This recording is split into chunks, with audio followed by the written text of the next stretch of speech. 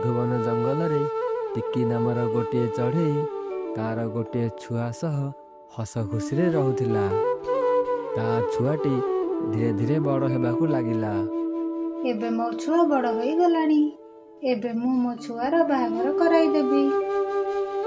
ସେହି ସମୟରେ ଟିକିର ସାଙ୍ଗ ମିନୁ ଆଉ କାଳୁ ଭାଇ ଆସିଗଲେ। ଆରେ ଟିକି, କ'ଣ ହେଲା? ତୁ ଏତେ ଚିନ୍ତାରେ କ'ଣ ପାଇଁ ବସିଛୁ? ମୁଁ ଏହା ଭାବୁଛି ଯେ ଏବେ ମୋ ଛୁଆ ବଡ଼ ହୋଇଗଲାଣି। ମୁଁ ଏବେ ତାର ବାହାଘର କରାଇଦେବି। ବାସ୍ ଏତିକି କଥା? ତତେ କିଛି ଚିନ୍ତା କରିବାର ନାହିଁ। ଆର ଜଙ୍ଗଲରେ ଗୋଟିଏ ପକ୍ଷୀ ଅଛି, ତାର ଗୋଟିଏ ଝିଅ ବଡ଼ ହୋଇଗଲାଣି। ତୁ ଯଦି କହିବୁ ମୁଁ ତାଙ୍କ ସହ କଥା ହେବି। ହଁ ହଁ ମିନୁ, ତୁ ଏବେ ହିଁ ଯା, ଆଉ ତାଙ୍କ ସହ କଥା ହୋଇକି ଆସିବୁ। କାଳୁ ଭାଇ, ତମେ ବି ମୋ ସହ ଚାଲ। ମିନୁ ଆଉ କାଳୁ ଅନ୍ୟ ଜଙ୍ଗଲ ଆଡ଼କୁ ଯିବାକୁ ଲାଗିଲେ। କାଳୁ ଆଉ ମିନୁ ଅନ୍ୟ ଜଙ୍ଗଲର ପକ୍ଷୀ ଘରକୁ ଆସିଗଲେ। ଆରେ, କେମିତି ଅଛନ୍ତି ଚମ୍ପା ଭଉଣୀ? ମୁଁ ଠିକ୍ ଅଛି କାଳୁ ଭାଇ, ଆଉ ତମେ କେମିତି ଅଛ? ଆମେ ତୁମ ଝିଅ ପାଇଁ ପ୍ରସ୍ତାବ ନେଇକି ଆସିଛୁ। ବହୁତ ଭଲ କଥା କାଳୁ ଭାଇ। ମୁଁ ଆମର ୟାଙ୍କୁ କେତେଥର କହିଲିଣି, ଆମ ଝିଅ ବଡ଼ ହୋଇଗଲାଣି। ତମେ ଯାଇ କାଳୁ ଭାଇଙ୍କ ସହ କଥା ହୁଅ। କାଳୁ ଭାଇ ନଜରରେ ଯଦି କୌଣସି ବନ୍ଧୁ ଥାଏ, ଆମ ଝିଅ ପାଇଁ କରାଇଦେବା। ଇଏ ତ ମୋ କଥାକୁ ଶୁଣୁନାହାନ୍ତି। ଇଏ ତ ଖାଲି ବର୍ଷା ଦିନ ଆସିଲାଣି ବୋଲି ଧାନ ସଂଗ୍ରହ କରିବାରେ ବ୍ୟସ୍ତ। ହଁ ହଁ ଚମ୍ପା ଭଉଣୀ, ବର୍ଷା ଦିନ ଆସିବା ପୂର୍ବରୁ ଧାନ ସଂଗ୍ରହ କରିବାଟା ଭଲ କଥା। ଆମ ଘର ପଡ଼ୋଶୀ ଟିକିର ଗୋଟେ ପୁଅ ଅଛି। ଆମେ ତାଙ୍କ ପାଇଁ ପ୍ରସ୍ତାବ ନେଇ ଆସିଛୁ। ତାଙ୍କ ଘରେ ତୋ ଝିଅ ବହୁତ ଖୁସିରେ ରହିବ। ହଁ ହଁ ମିନୁ ଭଉଣୀ, ତୁମ ଉପରେ ମୋର ଭରସା ଅଛି। ଠିକ୍ ଅଛି। ଆପଣମାନେ ଟିକି ଘରକୁ କେବେ ଆସୁଛନ୍ତି? ହଁ, ଆମେ କାଲି ହିଁ ଯିବୁ। ହେଇଟି ଶୁଣୁଛ? ତା ପରଦିନ ଚମ୍ପାର ପରିବାର ଟିକି ଘରକୁ ଆସନ୍ତି, ଆଉ ସମସ୍ତେ କଥାବାର୍ତ୍ତା ହୁଅନ୍ତି। ଚମ୍ପାର ପରିବାରକୁ ଟିକିର ପୁଅ ପସନ୍ଦ ଆସିଲା।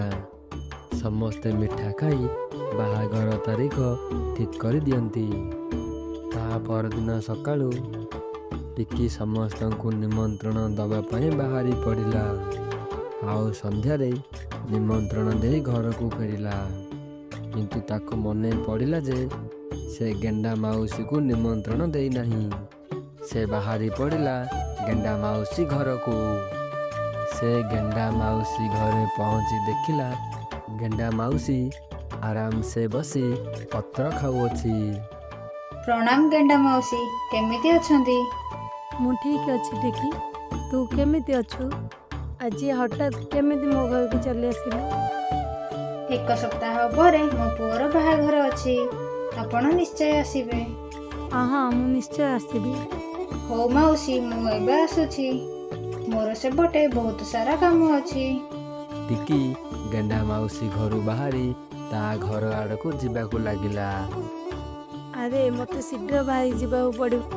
ଏମିତି କହି ତା ପରଦିନ ସକାଳୁ ଗେଣ୍ଡା ମାଉସୀ ଟିକି ଘରକୁ ବାହାରି ପଡ଼ିଲା। ଅଳ୍ପ ବାଟ ଯିବା ପରେ ଗେଣ୍ଡା ମାଉସୀ ଦେଖିଲା ରାସ୍ତାରେ ଗୋଟିଏ ବୁଦା ପାଖରେ କଅଁଳିଆ କଅଁଳିଆ ପତ୍ର ହୋଇଛି। ଚାଲି ଚାଲି ବହୁତ ଥକିଗଲିଣି। ଏଠି ଭଲ କଅଁଳିଆ କଅଁଳିଆ ପତ୍ର ଅଛି। ଯାଉଛି ପତ୍ର ଟିକେ ଖାଇବି। ଖାଇସାରିବା ପରେ ସେହି ଗଛ ମୂଳରେ ହିଁ ଗୋଟିଏ ବଡ଼ ପତ୍ର ପଡ଼ିଥିଲା। ସେହି ପତ୍ର ମୂଳରେ ଗେଣ୍ଡା ମାଉସୀ ଟିକେ ବିଶ୍ରାମ ନେଲା।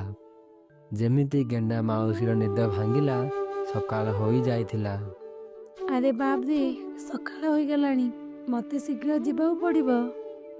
ଗେଣ୍ଡା ମାଉସୀ ସେଠାରୁ ବାହାରି କିଛି ଦୂର ଗଲା ପରେ ରାସ୍ତାରେ ତାକୁ ଗୋଟିଏ ନଦୀ ଦେଖାଯାଏ।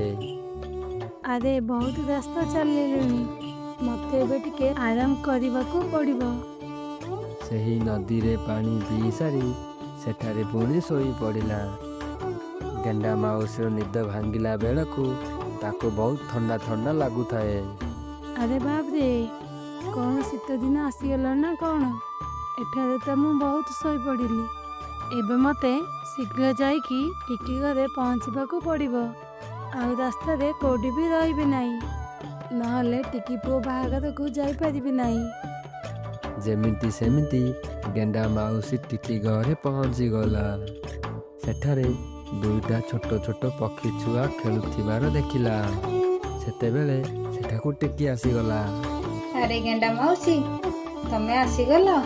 ଆଜି ମୋ ନାତିର ନାମକରଣ। କିନ୍ତୁ ତୁ ତ ମୋତେ ତୋ ପୁଅ ବାହାଘରକୁ ଡାକିଥିଲୁ ନା। ହଁ ହଁ ଗେଣ୍ଡା ମାଉସୀ, କିନ୍ତୁ ଛାଡ଼ ସେ କଥା। ଆସ ଏବେ ନାମକରଣକୁ ଯିବା। ଗେଣ୍ଡା ମାଉସୀ ବାହାଘରରେ ତ ଆସିପାରିଲା ନାହିଁ, କିନ୍ତୁ ହାର ମାନିନଥିଲା। ସେ ଚେଷ୍ଟା କରି କରି ଚାଲି ଚାଲି ଶେଷରେ ଟିକିର ନାତିର ନାମକରଣରେ ପହଞ୍ଚିଗଲା। ସମସ୍ତେ ଗେଣ୍ଡା ମାଉସୀକୁ ଦେଖି ବହୁତ ଖୁସି ହେଲେ।